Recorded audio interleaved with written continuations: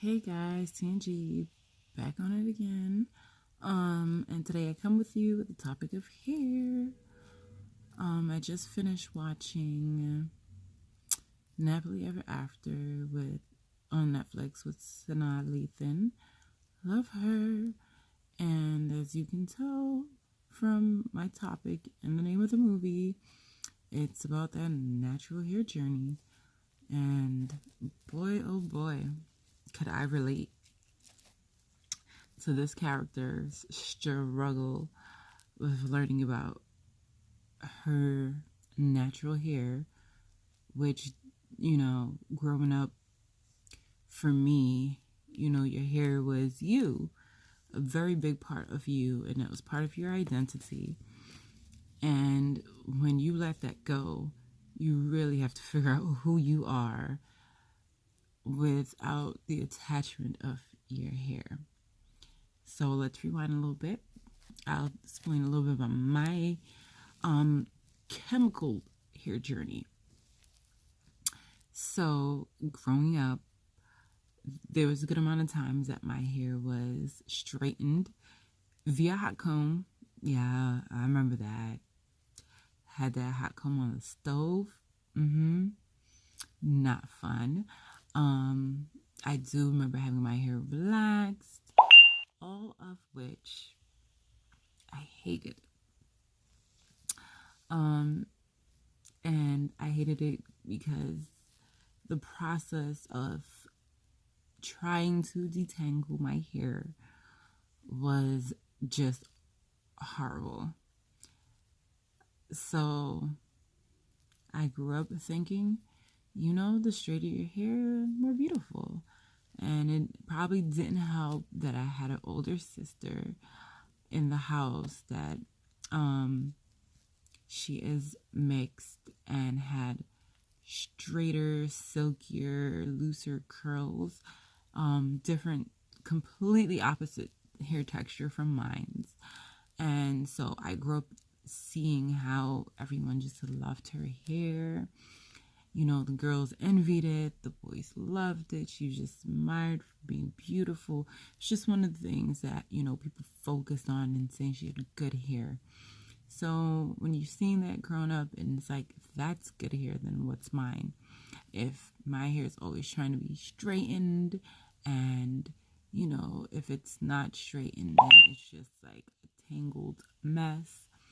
You begin to hate your hair, which you in turn hate yourself, because you don't think you're as desirable. You don't think you're as pretty as, well, at that point for me, like my older sister, thought she was the prettier one because she had the good hair. And I wasn't, because I didn't have the quote unquote pretty hair. But, and I lived with that for a very long time. And it wasn't really until college that I decided to do the big chop and get to learn my hair. And boy, oh boy, that was a very short process, in the sense that once I did the big chop, it was very freeing and I felt empowered. And then to look at my hair every day and see about this much hair on top of my head was just too much to handle.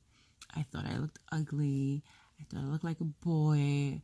And I need to figure out a way how to fix it. So I did lock extensions and grew out my locks from there for the next 5 years. Locks were beautiful. However, I probably should have done a whole lot more research on how to maintain and care for my locks than I did at the time. Naive move. So then I eventually took them out after 5 years. I did say take them out because I picked them out. I did not cut it off because, like I said, I couldn't take my hair being short. So I picked it out for a week and a half, and I was able to maintain pretty much most all of my length, which was just like halfway down my back.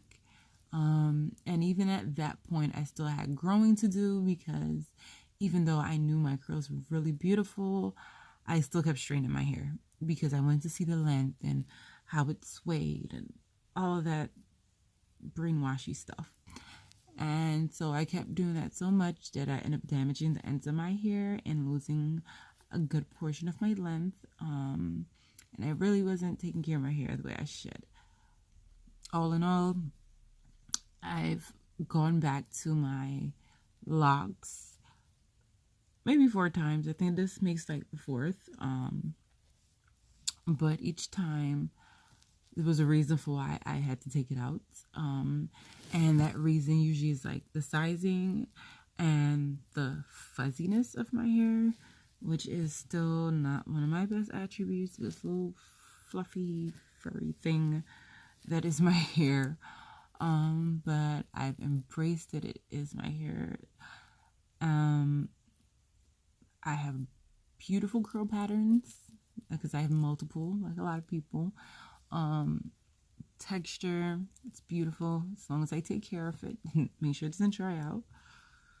But you know, to say that I have my hair 100% down packed would be slight understatement. But I would say about 90% of how to take care of my hair, whether I actually always implement it is a different story. But I have grown to love my hair so much, and especially my locks. There's something that draws me to locks each and every time.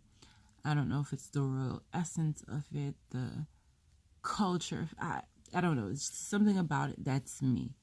And though, you know, they like to say you're not your hair, I don't all the way believe that. I believe your hair, yes, is an extension of you. And because of that, it's you. Whether you cut it, you color it, you shave it off, whatever you do with it, it's a statement. It's always a statement piece of you. It's an extension of you. So though all emphasis should not be put on here, there is definitely something to be said about learning to love your natural hair and knowing how to take care of it, especially for us people of color, because when you have a little boy or a little girl, you are teaching them self-love, and that involves their hair.